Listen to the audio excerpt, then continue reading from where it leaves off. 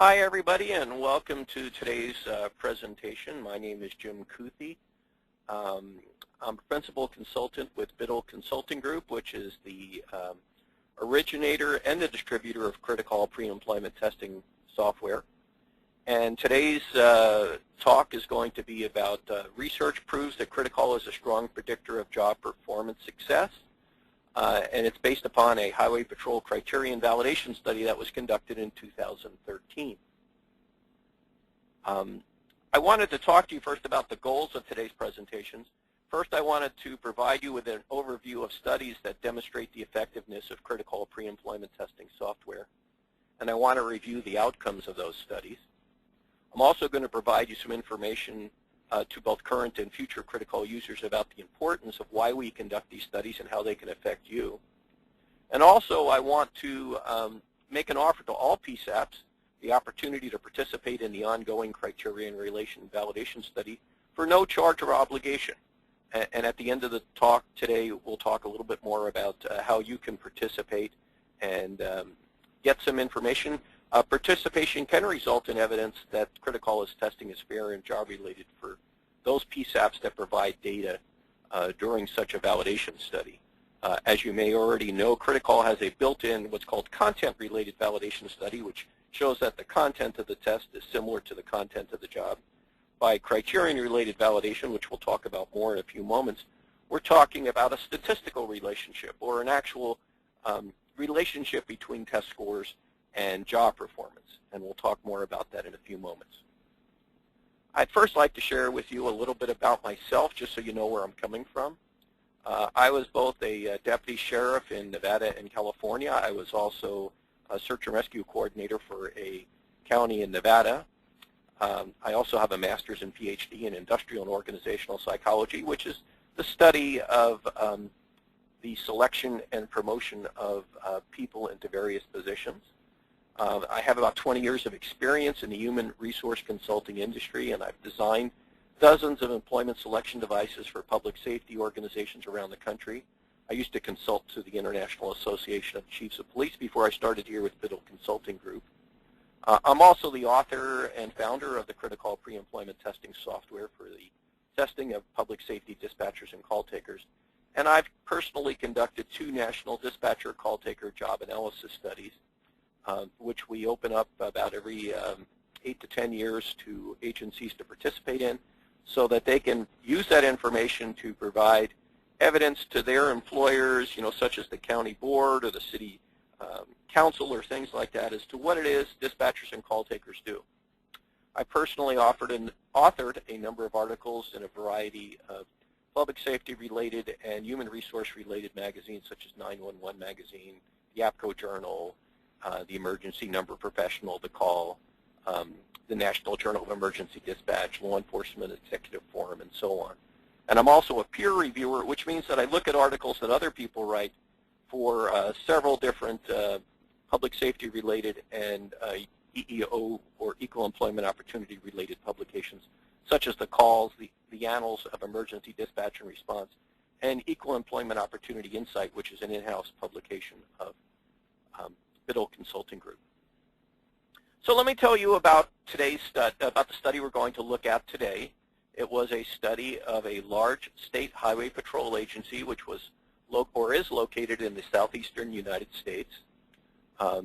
It's an ongoing study. Currently, up to this point, we have 62 people who are participated. They are current dispatchers and call takers for this agency in the southeastern United States. And the data that we collect from these participants were from 2 different dispatch locations. In other words, 2 different dispatch stations within a particular state. Why do we do these kinds of things?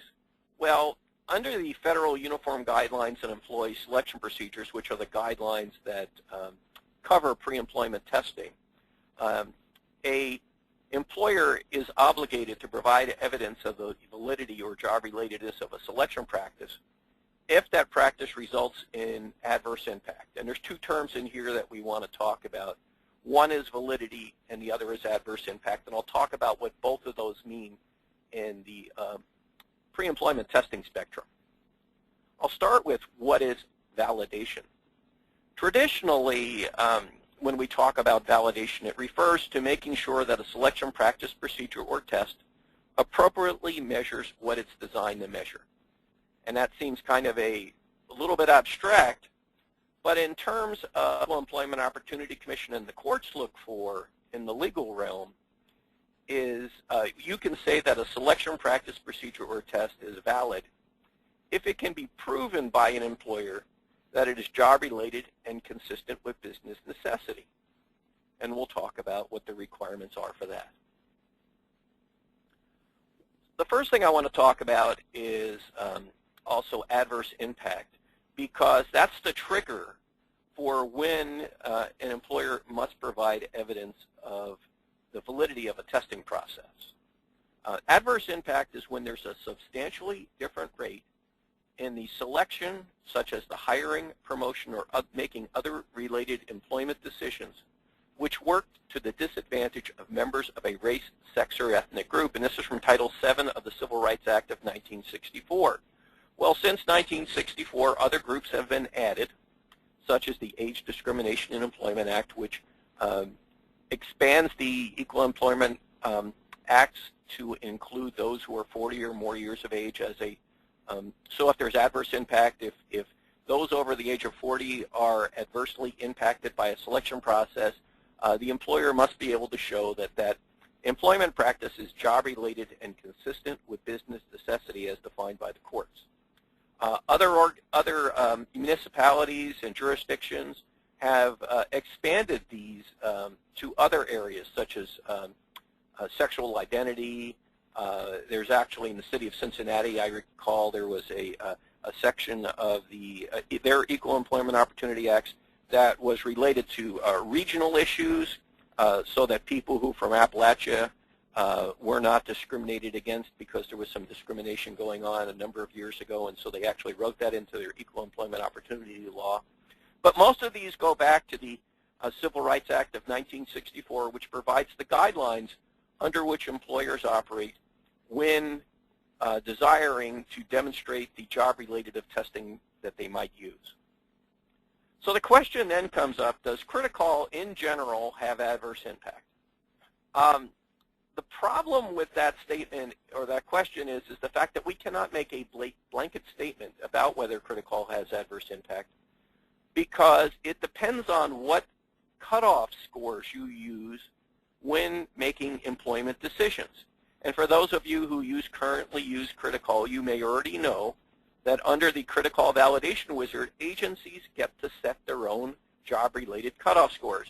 So what may result in someone failing at CritiCall in one location may not that same score may be a passing score in another location.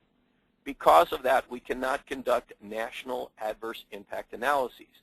So instead, what we look at is what's called standardized mean differences, which are the differences in test scores between various race and gender groups.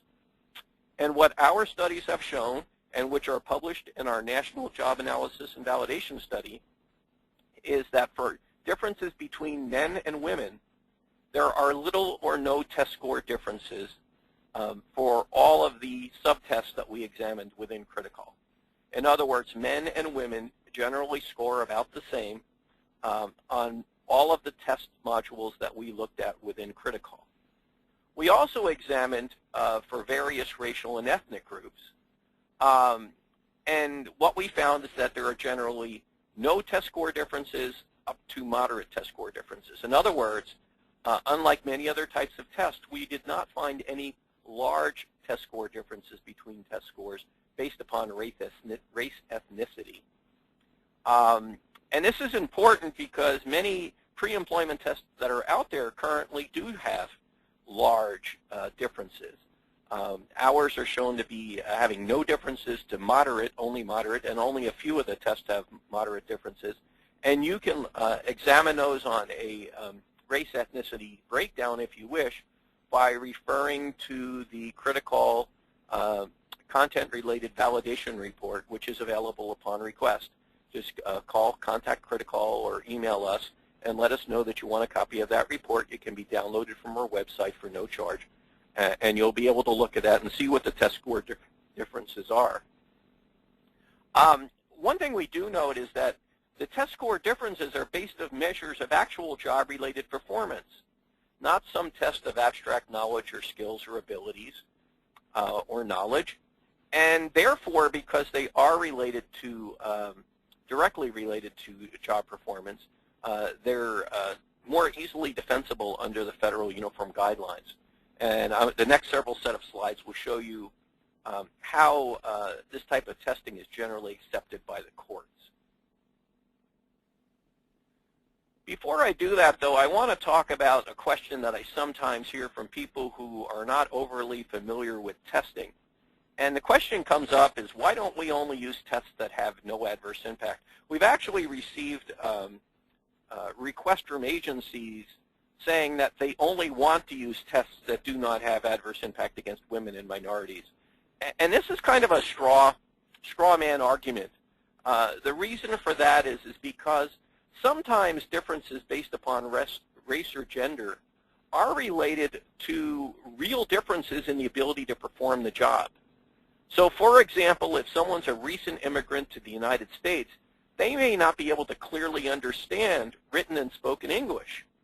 Well, if we just did an adverse impact analysis of someone's ability to clearly understand spoken and written English, what we might find is that there is adverse impact against people from some ethnic groups because they make up a greater percentage of our immigrant population. Well, in that case, we are identifying a job-related difference that obviously someone who can't clearly understand spoken or written English would have great difficulty performing the job of being a public safety dispatcher or call taker. And we want to eliminate people who cannot communicate clearly and effectively. So just because there is racial or gender-related adverse impact doesn't necessarily mean that there's a problem with the test, especially if it's accurately predicting job performance. And the reason we do this is because it's not fair to existing employees or their supervisors to hire people who cannot properly perform the job. So let's say that you do hire some people who cannot clearly understand spoken or written English. Well, first of all, the trainers are going to have difficulty because they're not going to be able to adequately train these people to perform the job. Supervisors are going to have a problem because they're going to be getting complaints about people who cannot handle the calls that come in and effectively perform the job. And other employees are going to complain because they're going to have to work twice as hard to do both their work and the work of those who cannot perform the job effectively.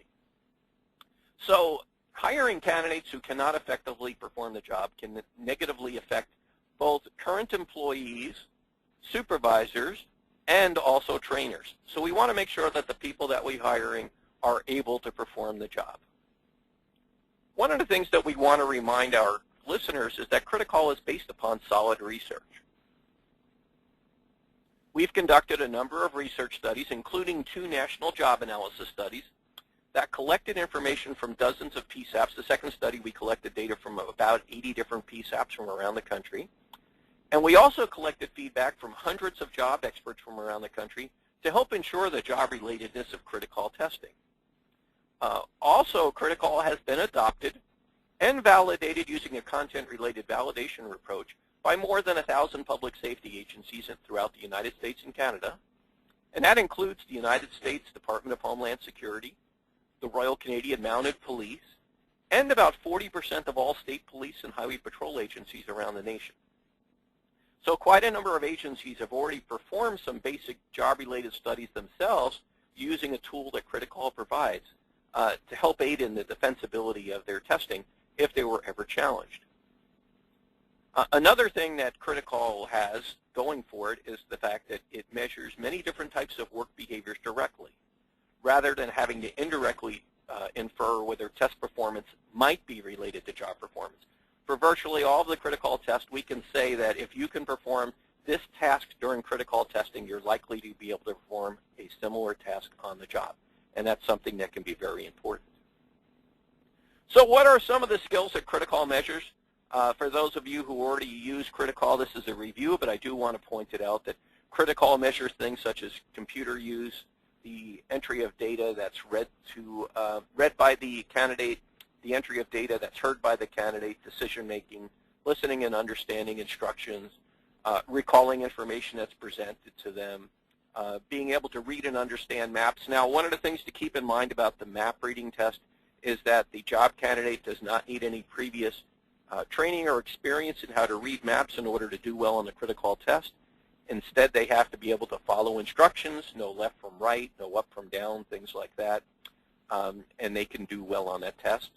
Also, spelling, use of words. We don't look to see whether they can spell words like sergeant or lieutenant. Instead, we look at words that make a difference depending on the context in which they're used. So if I write a sentence that says the doctor has lots of patients, depending on how I spell patients, the word can be the meaning can be totally different. It could mean either they're, lots of people who the doctor is not bored, they have lots of patients, or that they have a lot of people sitting out in the waiting room waiting to come in. And since dispatchers and call takers generally use short bits and phrases rather than full sentences and narrative paragraphs, we have to depend on each and every word they use. CritiCall also can measure the clarity by which someone can write sentences. It looks at someone's reading comprehension level, and the CritiCall test has been endorsed by the state of Oregon for a 12th grade reading level. We also look at the ability to compare and contrast data, which is an important skill for dispatchers and call takers. It also offers the option to measure job-related math, and it does measure the ability to follow instructions plus a lot more. So let's talk about validity, but before we talk about validity, the first thing we must keep in mind is that in order for testing to be defensible, testing must be reliable.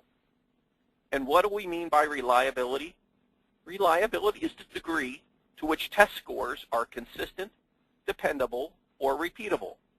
If a test is not reliable, by definition, it cannot be valid. So we traditionally conduct studies to determine which of the tests that we develop have this consistency, dependability, and or repeatability. And the United States Department of Labor has offered some general guidelines for interpreting the various levels of reliability. And as you can see on your screen, if you have a reliability coefficient of below 0.70, the U.S. Department of Labor says that that reliability coefficient may have only limited applicability, and it's generally our rule of thumb that it's not a good idea to use testing that has a reliability coefficient of less than 0.70. And reliability coefficients can go all the way up to 1.00, and excuse me, what the U.S. Department of Labor tells us is that they consider reliability coefficients of 0.90 and higher as being excellent. Our study shows that the combination of tests that were used by the Highway Patrol in the current study, the coefficient for that was a reliability coefficient of 0.92, which once again the United States Department of Labor defines as being excellent. So the reliability alone, and as I said before, a test cannot be valid unless it's reliable, and we have, with the CritiCall testing, excellent reliability. So that gives us the first step in showing that our testing is valid, job-related, and consistent with business necessity. So the next step is to determine the validity of the testing. And I'm going to give you a brief overview of the three types of validity that is accepted by the Equal Employment Opportunity Commission. The first is content-related validity, which is a non-statistical connection between important aspects of the job and the test, and this is typically based on a job analysis and on ratings from job experts, and this is what's built into the CritiCall program. For no charge and obligation, agencies that use the CritiCall program can conduct their own content-related study to determine the content-related validity of the tests that they use within CritiCall. And the second type of validity that's accepted by the Equal Employment Opportunity Commission is called Criterion-related validity. And this is a mathematical type of study or statistical study that shows that a test predicts or is related to job performance. And what we're looking for is what's called a statistically significant relationship between test performance and job performance. And by statistical significance, we mean that it has less than occurring than a by chance level of 5%. In other words, there's a 95% chance that the findings that we have are true findings, not based upon chance. The third type of validity that's accepted by the Equal Employment Opportunity Commission is construct-related validity, or construct validity. And this is a connection between a test or a trait and job performance. The challenge is that construct validity requires both content and criterion-related validity. So very few organizations use construct-related validity. Instead, they rely mostly on content-related validity. About 70 to 80% of all tests that are validated using a content validity approach. About 15% are validated using a criterion-related approach, 10 to 15%. And the remaining 5% is validated using a construct validity approach.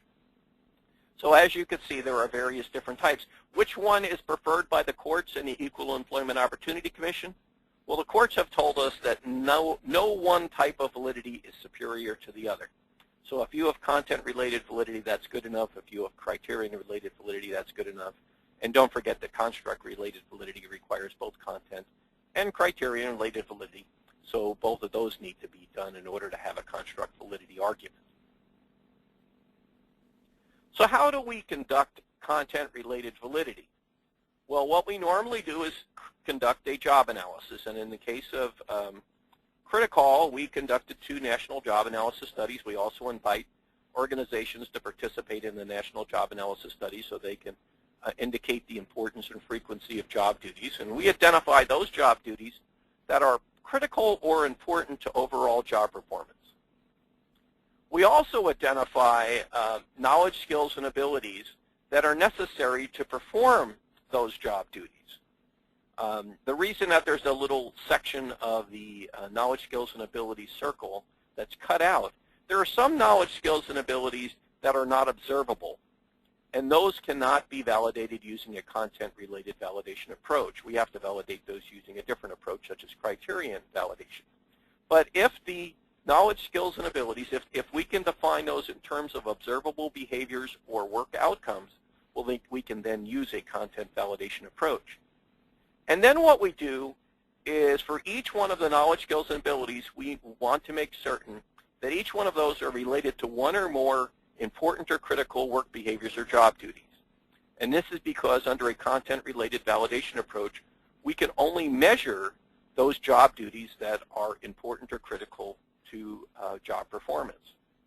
So what we do is we look at the selection device, such in this case CritiCall, and we look to see how strongly it is related to the knowledge, skills, and abilities defined operationally in terms of observable behaviors. And then what we do is we link those. We have job experts, such as people within the agency, indicate which of the knowledge, skills, and abilities are related to that selection device. And by inference, we can then say that the selection device is measuring job duties, observable behaviors, or work outcomes. In the terms of CritiCall, CritiCall actually measures, directly measures job duties also. So if on the job you have to listen to information and enter it into a computer, well, during the CritiCall test you may have to listen to information and enter it to the computer. So there is an overlap there. And where these 3 overlap, where the test overlaps with the job duties and knowledge, skills, and abilities, that's what's called content valid. And again, CritiCall with its validation wizard will actually produce a content-related validation approach that can be used as the first hurdle in defending CritiCall if ever challenged in court. The agency, the Highway Patrol agency that used the CritiCall test performed a content-related validation study using the validation wizard, and they found that all of the test modules that they selected for use were job-related and related and in line with business necessity as defined by the courts. And they also found that each one of those were valid. Each one of those test modules were valid using a content-related approach. However, they deemed to take the extra step of also determining whether there was a statistical relationship between test scores and job performance, and that's the criterion-related study. So let me talk a little bit about what criterion-related validity is. Generally, criterion-related validity refers to some selection device or test, and it refers to measures of job performance or some other job criteria such as some outcome. And as I said before, the outcome or job performance typically has to be observable in some way that we're measuring. And what we do is we look at the relationship between someone's score on the selection device, such as the CritiCall test, and whether it's related to someone's performance on the job. So in this case, we might look at someone's test scores to determine whether higher test scores are related to better job performance. And the strength of the relationship between the test scores and job performance scores is called a validity coefficient. That will become important in a few moments to you when we talk a little bit about what the strength of the relationship is of the CritiCall test to job performance for this highway patrol agency. So let's look at how we determine the strength of that relationship. In this particular diagram, what we have is test scores on the bottom. As you can see, test scores in this case go from 0 to 100 from left to right. And what we have on left is some performance measure, some criteria. It might be a rating of overall job performance. It might be a rating of a particular type of job performance. It might be looking at error rates or productivity, things like that. It might look at absenteeism or tardiness, things like that. And what we do is we look at each person's test score, and then we look at how well they performed on the test. And as you can see on the left-hand side, this person scored a 22 on the test, and their performance score was a 31. And the other bullet point that we're looking at, the person scored 85 on the test, and they scored a 55 on the performance measure. And we look at each one of the relationships up and down the scale for all 62 people in the current study. And then what we do is use a computer program to compute a line that is the best fit of the relationship between test scores and what our criteria is, or job performance. And that comes up with a statistical relationship in terms of a number, which again we refer to as a validity coefficient. So that red dotted line reflects our validity coefficient. And this is what we want to see in most tests. We want to see a positive correlation, where as test scores go up, performance goes up. Sometimes we do want to see a negative relationship. So let's say we're looking at tardiness or absenteeism. In that case, we would want, as test scores go up, tardiness or absenteeism to go down. So don't always assume that a negative correlation is bad and a positive correlation is good. It does make a difference as to what you're looking at. And also keep in mind that a little bit about correlation coefficients. First of all, correlation coefficients can range from a +1 to a -1. Zeros in the middle. +1 is the maximum on one end, and -1 is the maximum on the other end. The thing to keep in mind is that the further the relationship is from 0, the stronger is the relationship between the variables. So as we go higher, closer to +1, that means that higher test scores are related to higher performance scores. As we go to a -1, that means that higher test scores are related to lower performance scores. And the stronger the relationship, either in the positive or negative direction, the better the ability we have to predict one score if we're given the other. So if we have a stronger relationship, we can more positively or more accurately say that test performance is related to job performance. And as I said, and this is kind of just the summary of what I've been saying up to this point, is that positive relationships, those that are greater than 0, typically indicate that higher test scores are associated with higher job performance. And all of the relationships we were looking for during this highway patrol study were related to positive relationships. But we could have, and we hope to collect additional information where we might look at negative relationships. We're hoping that the critical scores are related to lower turnover and absenteeism, but we're still collecting data for that. So what kind of job performance criteria did we use? In this case, what we used is job performance ratings that were made by the supervisors of the 62 current highway patrol dispatchers and call takers. And the areas on which the supervisors rated each of the employees were on their ability to read and understand information, their ability to use a computer, their ability to accurately and appropriately enter data into a computer, their ability to hear and understand information, their ability to locate data on lists, their ability to summarize information that they hear, their ability to recall both written and verbal information, their ability to read and understand maps, their ability to appropriately spell and use words, their ability to prioritize tasks, their ability to multitask, their ability to reason in a job-related way. Plus, they also measured each of the 62 employees' overall job performance. What we found was that for the 62 people who they evaluated, who they provided performance ratings on, every one of the relationships between test scores and performance scores were related to overall job performance at a statistically significant probability less than 0.05 level. And keep in mind that probability less than 0.05 is what researchers use to determine whether a test is job-related and fair. What does this mean? Well, one of the things I talked about earlier was the U.S. Department of Labor's general guidelines for interpreting reliability coefficients. They have a similar guideline set up for interpreting validity coefficients. And as you can see, if a validity coefficient is below a 0.11, it's unlikely to be useful according to the U.S. Department of Labor. And if the validity coefficient is above 0.35, it's considered very beneficial. And that's kind of what we look for if we can. However, validity coefficients are a little bit tricky because one of the issues is the fact that trying to measure job performance can be a little bit tricky. It's not as straightforward as most people think.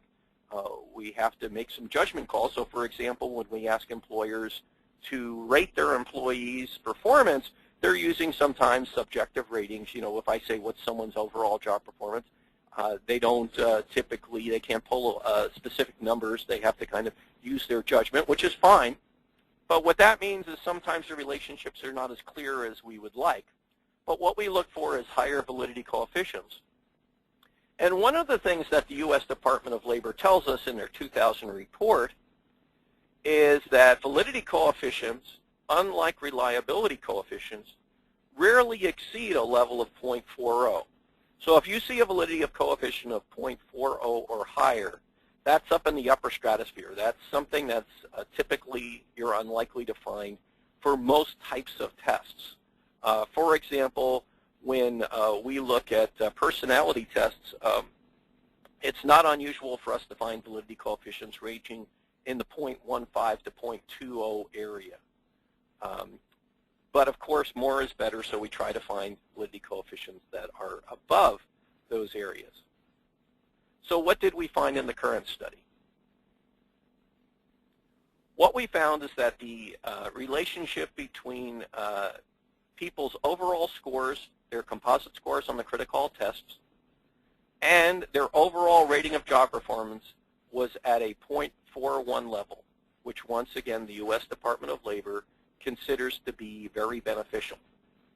There is a statistical adjustment that we can use, appropriately use in this case.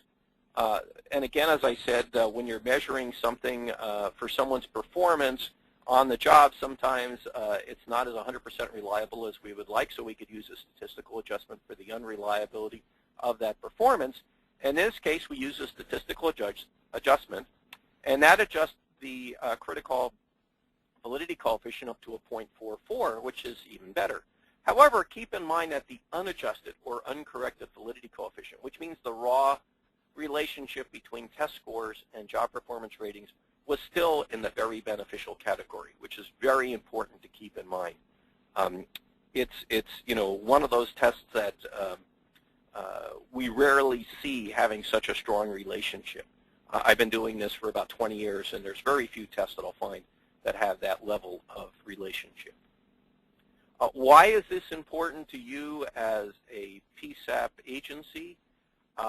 One of the things is this is important is because Section 7B of the Federal Uniform Guidelines on Employee Selection Procedures allows employers to transport the validity from one location to another location if those jobs share the same major work behaviors. And our studies typically show that dispatchers and call takers across the nation perform generally the same major work behaviors, which means that if you do what's called a transportability study that shows that the major work behaviors performed at your location are the same or similar to the major work behaviors performed by this highway patrol, then we can transport the criterion-related validity of 0.41 from that location to your location, and you can use that as evidence of the job relatedness of the test for making selection decisions.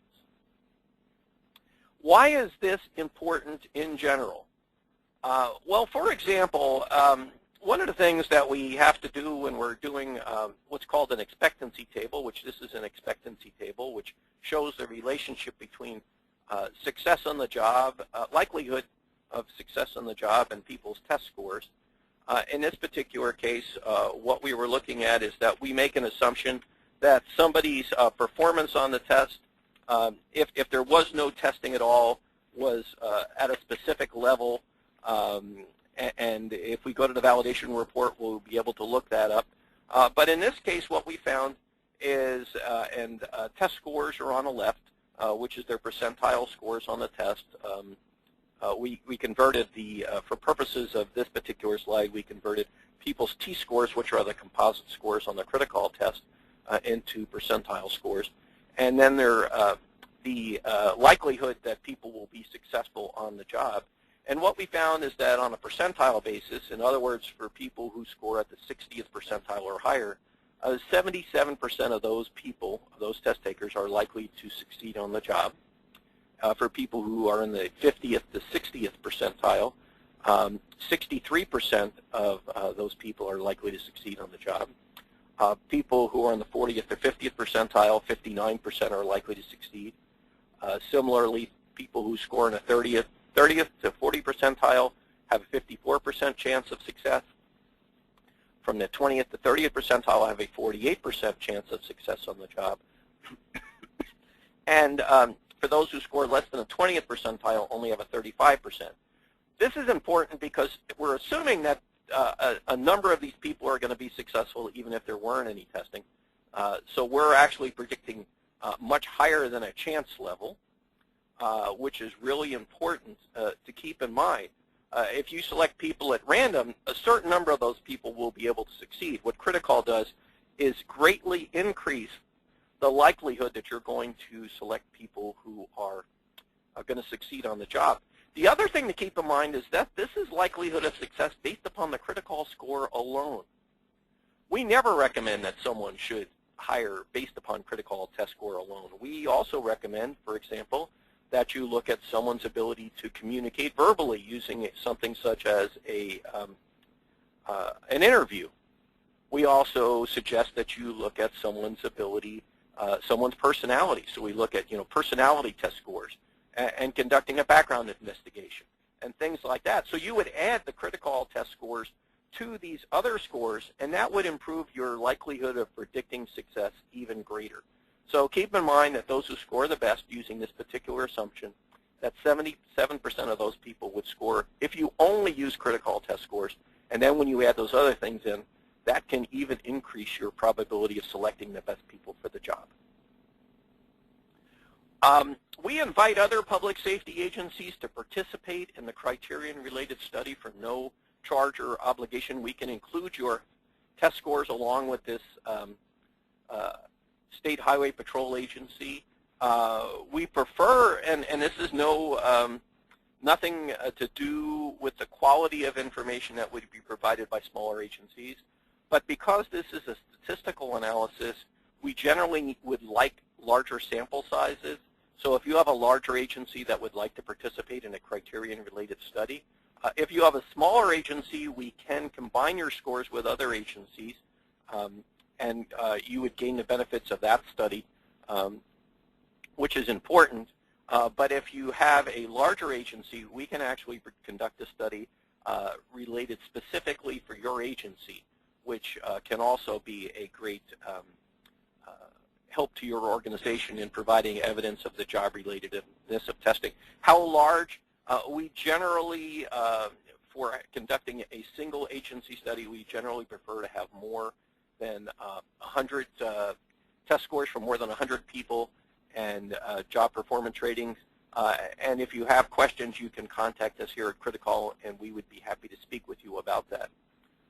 We are also building a transportability tool that will allow public safety agencies to transport the criterion-related validity from those agencies where we have found a statistically significant relationship to their agency.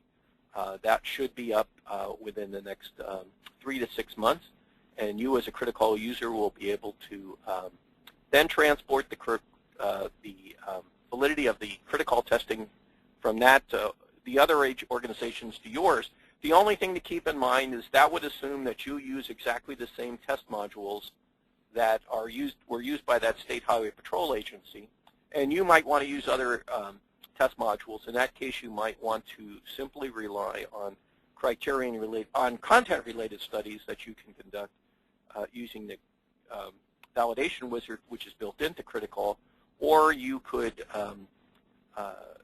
only validate those tests using that were the same as those where we validated it previously for the criterion-related studies, and include only those in the CritiCall study for the transportability of the relationships. So what's the summary? What's the takeaways from today's presentation? The first is that CritiCall was shown to be job-related and consistent with business necessity using a content-related approach by this state highway patrol agency. They showed that the content of the job is similar to the content of the test. We also were able to demonstrate statistically that overall performance on the CritiCall test was shown to be strongly related to performance on the job.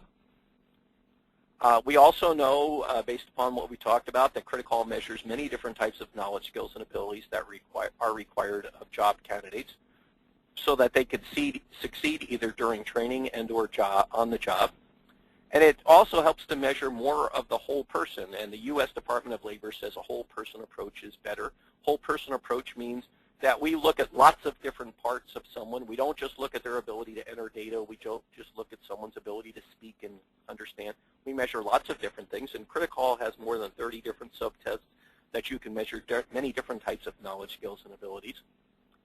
And so based upon all of this, we've learned that CritiCall can help PSAPs choose the best employees for the job.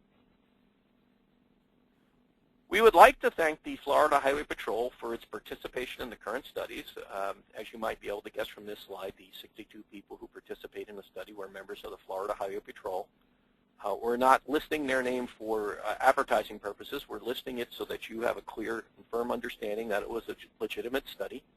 They also collected all of the information related to test performance, and their supervisors provided the job performance ratings. We did not, it's not as if we went in and looked at people's job performance. Their actual supervisors provided those job performance ratings, which increases the likelihood that the validity is appropriate. If you want to obtain a full copy of the validation report from the Florida Highway Patrol that has been conducted up to this point, you can go to the CritiCall911.com website and you can download it directly from that from the homepage of the www.criticall911.com website. Also, if you have questions about the study or how you can participate in the study, please let us know, and we will provide you with the information that you might need. I hope that you have found today's presentation to be helpful for those current CritiCall users. As I said, you can transport the validity from other locations to your location using what's called the transportability approach, which we can assist you with. If you're a new agency, you can also do that. And if you're interested in conducting your own Criterion-related validation study or participating in the current study, please let us know and we can provide you information on how to do that. We're going to take questions and answers offline. We don't really have, I don't really have the resources myself since I'm only conducting this by myself. I don't have an assistant here to aid me with reading questions and things like that. But we would be happy to answer any questions that you might have at any time. Just give us a call here at CritiCall, and we will answer the questions to the best of our ability, or we'll try to find out exactly what the answers are. And we thank you for today's participation, and we look forward to working with you successfully on the use of CritiCall in the future. Take care, and I hope you have a great day.